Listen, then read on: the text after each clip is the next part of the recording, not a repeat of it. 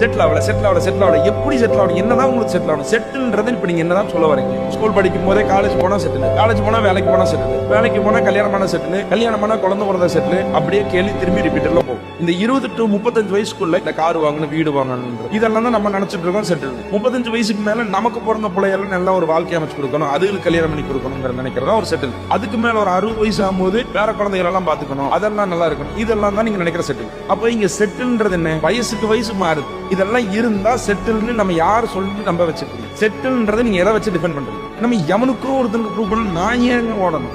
அட எவனோ கொடுத்த ஒரு அவமரியாதைக்கும் எவனோ சொன்ன ஒரு வார்த்தைக்கும் யார் முன்னாடியோ ப்ரூவ் பண்றதுக்கும் ஓடிக்கிட்டே இருக்கும். ஏன் ஓடுறோம், எதுக்கு ஓடுறோம், யாருக்கு ஓடுறோம், எதுக்குமே தெரியாம கண்மூடித்தனமா ஓடி ஓடி ஓடி ஓடி ஓடி கடைசியில் ஸ்ட்ரெஸ் ஆகி டிப்ரெஷன் ஆகி மண்டைக்குள்ள ஏறி உட்காந்துக்கிறோம். செட்டில் ஆனாதான் வாழ்க்கைனா நீங்க செட்டில் ஆவீங்க.